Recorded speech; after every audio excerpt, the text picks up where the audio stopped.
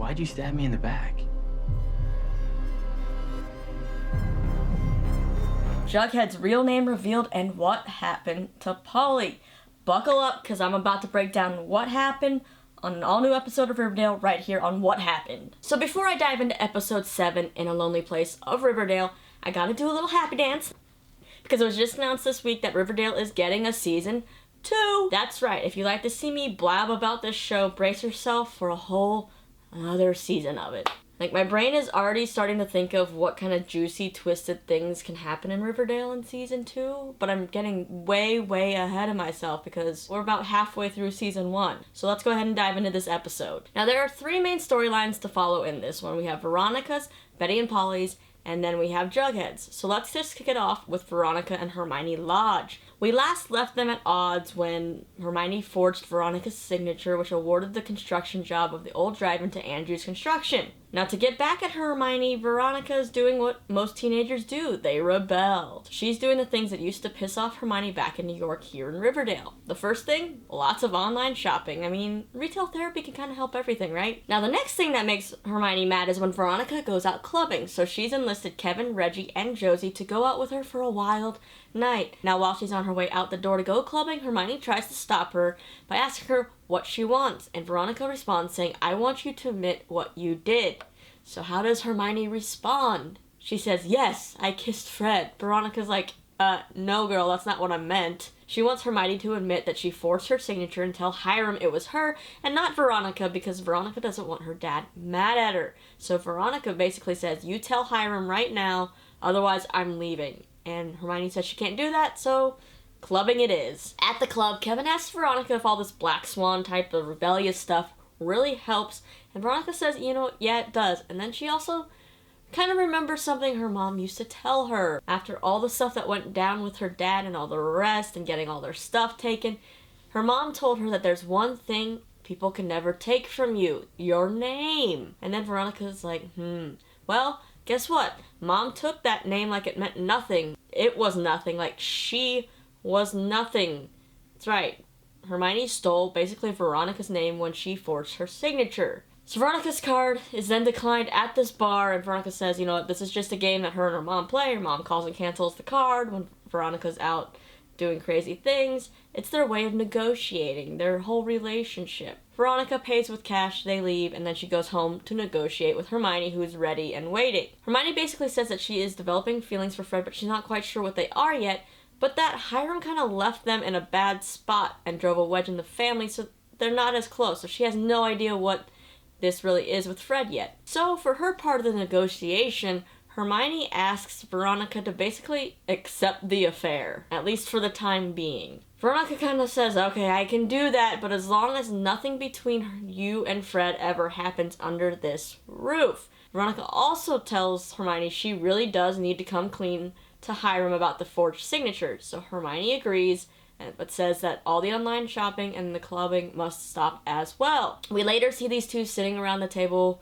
waiting for the phone to ring, which ends up being a call from the jail where Hiram is, and then, we don't get to hear the conversation, but Hermione is pretty nervous about it. Alright, moving on to those pesky Coopers and Blossoms. We see Betty at school hanging with the gang when she tells them her parents don't want the police to get involved with Polly's disappearance. So basically no one has reported Polly missing yet. Why do they not want it reported?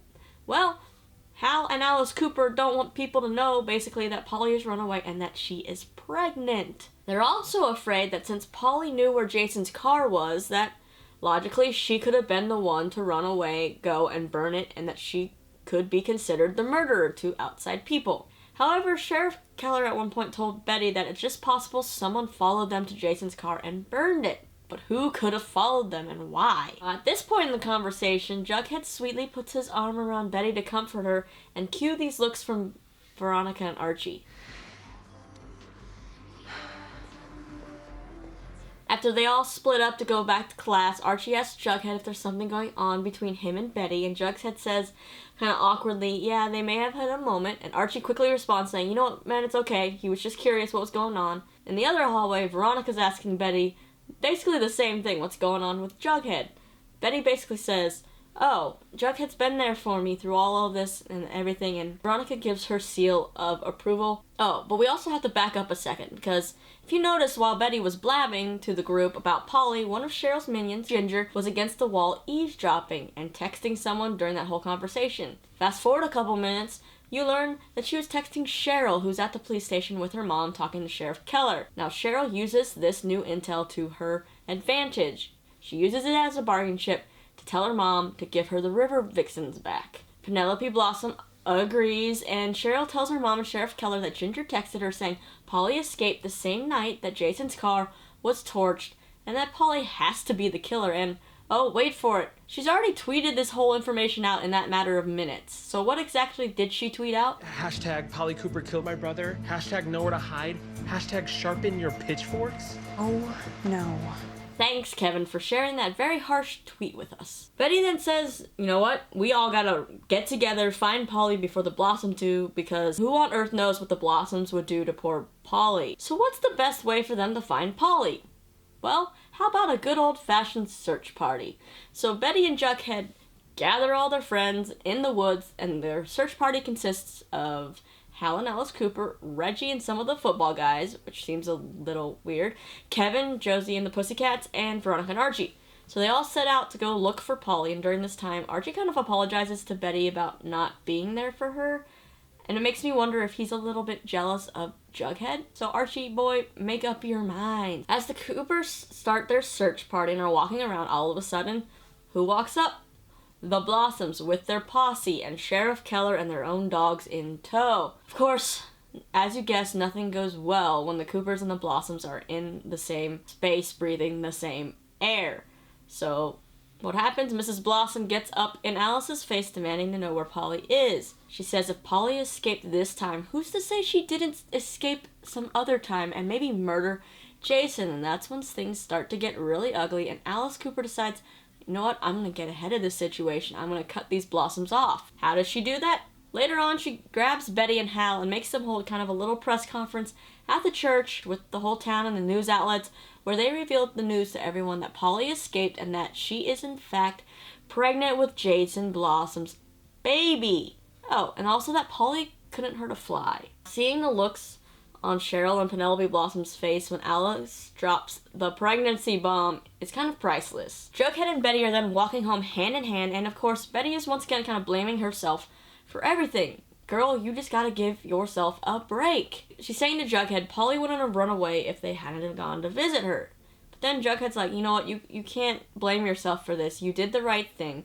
And then Betty kind of remembers and starts telling him a story of when Polly ran away when she was younger, when she was about 9, and she disappeared for hours, and everybody went out looking for her, but they couldn't find her. And then this little light bulb goes off, and she remembers something, so she kisses Jughead goodbye, and then runs home.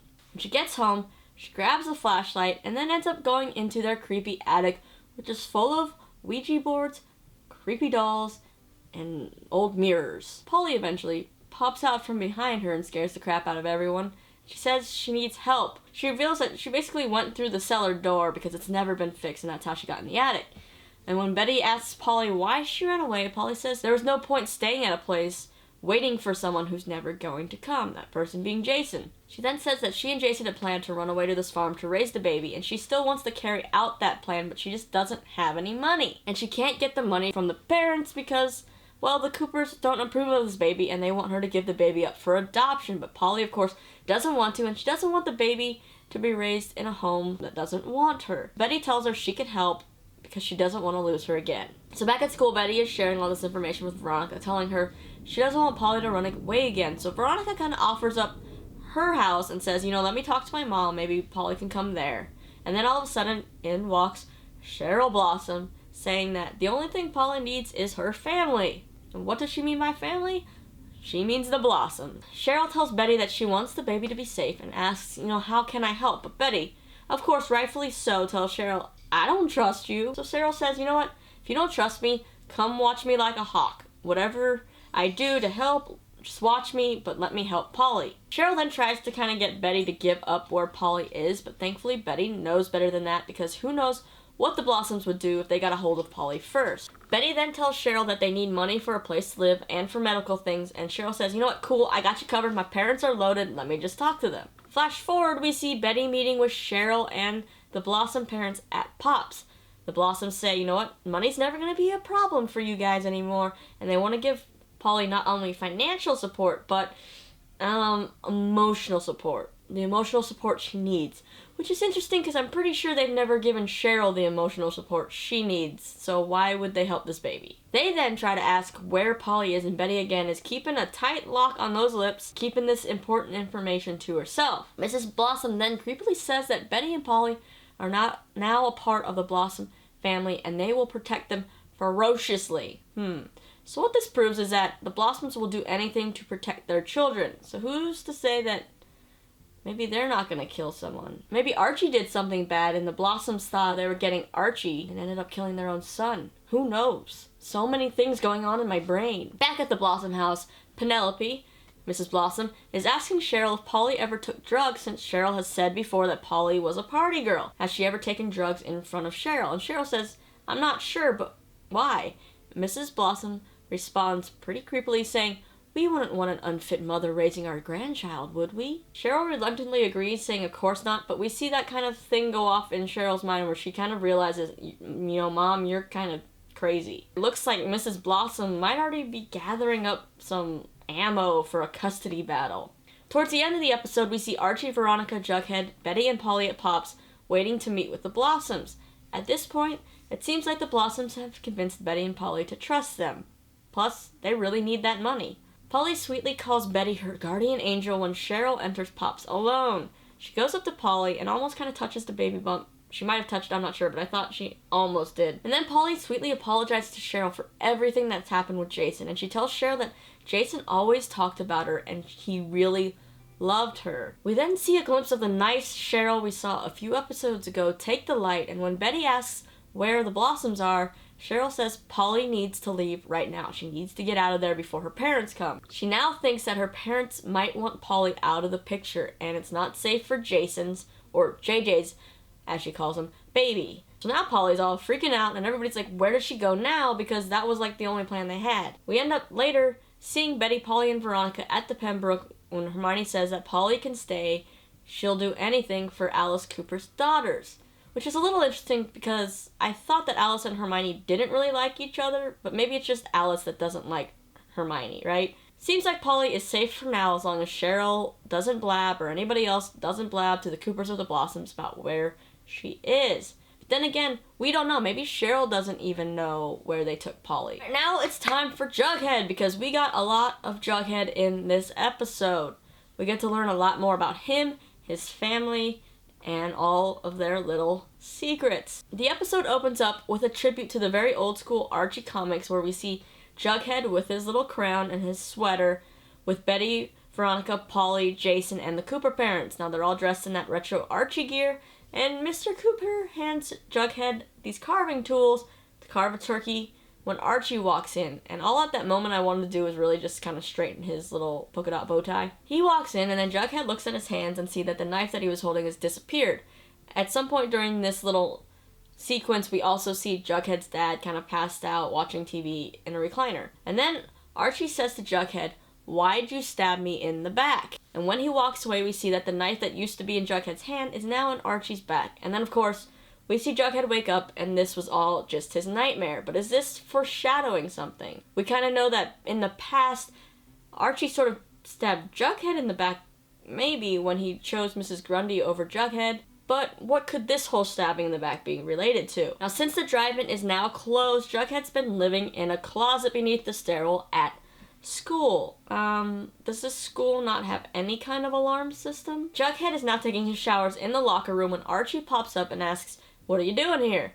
Jughead then shows him where he's been living at school, and he says that things aren't good at home because Dad fell off the bandwagon after Fred fired him. Also, because of this downward spiral, his mom took Jellybean and left, and they went to go live with their grandparents. Archie then says to Jughead, you can come live with me, of course, if you want to, and Jughead says that he doesn't want anyone to know about this whole situation, especially Betty. Now Archie, it doesn't register with Archie why Jughead's so invested in Betty not knowing, and Archie just responds saying, you know, I don't think Betty would have a problem with it. If anybody had something to say, it'd be Veronica, but even then she probably wouldn't really care. So then Jughead just goes, yeah, don't tell her either. As I mentioned before, Archie asks Jughead about him and Betty. In that same conversation, Archie is telling him that his dad, Fred, is willing to give Jughead's dad a second chance at work if he really wants it. So Jughead goes home to the trailer park where his dad, FP, that's his name, is living, and he sees his dad's already kind of drunk because his dad's an alcoholic. Jughead asks if he'd ever consider going back to work for Fred when FP says, oh yeah, you know what, Fred actually called me today and I told him no because he fired me, and what kind of man would I be if I went back to that? Jughead begs FP to please go see Fred to get his job back because Jughead just wants his whole family back together and he thinks that this will really help. Eventually FP does show up at Fred's office saying, you know what, this isn't easy for me to be here, but I'm doing this for Jughead. And he says it's because he wants Jughead to look at him and not see a piece of garbage. And he knows that this could be his last shot to fix things with his family. Fred, of course, seems like such a nice guy that he really wants to make this work, so they agree. And at that moment, Hermione walks in. So Fred introduces them, or says, hey, you remember her from high school, and then he leaves. And Hermione in her head is thinking, oh crap, what's going on? And she asks if this is another shakedown, because obviously remember the snake. FP tells Hermione that Hiram took care of all of that, and so he's not there to cause trouble with Hermione, he just wants to work. He also says, hey, please keep your mouth shut because Jughead does not know that I'm a Southside Serpent and I don't want him to know. So many more secrets happening in Riverdale. The next day, Jughead and Archie are waiting for Fred and FP in the office, the construction office, and they, decide, hey, we should all go to dinner. And FP says, yeah, let's go. It's gonna be on me. At the diner, Fred and FP are sitting there sharing old high school memories with Archie and Jughead, like how Fred used to have a band called the Fredheads and whatnot. Things get pretty awkward, though, when the bill comes and Fred pays for it, or tries to pay for it. FP, of course, gets offended and says, you know what, I was going to pay for that. So then Jughead, at one point, even offers to pay for it, and FP says, no, I'm gonna pay for it. And he tells Fred, you owe me this. So Fred's like, okay, then man, you know what, I'll get the next one or whatever. But what did FP mean by that? What did he mean by telling Fred, you owe me this? Well, turns out we're not the only ones who want to know that. After dinner, Archie and FP go to have a jamming session in the garage with Jughead, and FP asks for beer, and of course Jughead says, you don't need that. Then Archie kind of starts to push his buttons a little bit, saying, but innocently, because Archie has no idea, he says, hey, what did you mean by that when you said my dad owed you? And Jughead gives him this look like, man, let's not go there, this is not a good place to go, but FP decides to spill the beans anyways. He says that he actually helped start Andrew's construction with Fred, and they started this whole thing together, but they kind of struggled at first. And eventually FP, in order to support, the whole entire family, he kind of took a side job that landed him in hot water, and Fred had to bail him out. After bailing him out, Fred said, you know what, we should probably part ways because you're a liability. So Fred made FP sign a contract that said the bail money was him buying FP out of the company, even though FP's share of the business would have been 10 times more that bail money easily. Now Archie feels bad because he didn't realize that this was going to set off FP, and so he apologizes to Jughead for bringing it all up because he had no idea, and he says that, you know what, my dad must have had a good reason for this. And then Jughead retorts saying, what, for screwing my dad over? Jughead takes FP home, and there's this whole where are you gonna stay tonight, whatever. And FP falls on the couch, kind of lays down on the couch. Jughead sweetly kind of takes his shoes off, and while he's doing that, he's telling FP about what his mom and Jellybean have been up to, and then he realizes that FP has passed out. Back at the Andrews house, Archie has told Fred, you know what, FP told me all of this. And then Fred goes, you know what, let me tell you my side of the story. So he says FP was a mess and started stealing from the company and selling things on the side. Fred said he was generous and did give him a second chance and bailed him out of jail numerous times. Fred just wanted to do the best by his own family and didn't want them dragged down by FP. So that's why he had to let him go. And then Archie brings up a good point. He's like, yeah, who cares if Jughead ended up drowning from all this too? Now, it seems like the past is starting to catch up to FP, and it is for Jughead as well. The next day at school, Jughead walks into the newspaper room to see Sheriff Keller and Principal Weatherby staring at the murder board they created. Now the sheriff says that Jughead needs to come down to the station, but no one seems to know why yet. And as they're leaving, Jughead tells Archie and Betty immediately, call my dad. So why is Jughead being held at the station? Well, Sheriff Keller says the forensics came back on Jason's car, and obviously, as everybody knows, Betty and Jughead's fingerprints are on it. But what was surprising about Jughead's is that when they ran his fingerprints, it brought up a file on an incident that happened 6 years ago where Jughead did some time at the Riverdale Juvenile Delinquent Center for trying to burn down Riverdale Elementary. Jughead quickly comes back saying he was just playing with matches. But then Sheriff Keller pulls out Jughead's school records, which show that he's had some trouble in school and that he's been bullied a lot, especially by the football team. That football team includes Jason Blossom. Sheriff Keller then asks, where were you the week of July 11th? Because why? Jughead has that perfect profile to want to kill Jason. He's been bullied by Jason. He's an outsider. He's done time before. Maybe he just wanted to get his aggression out and his payback on Jason.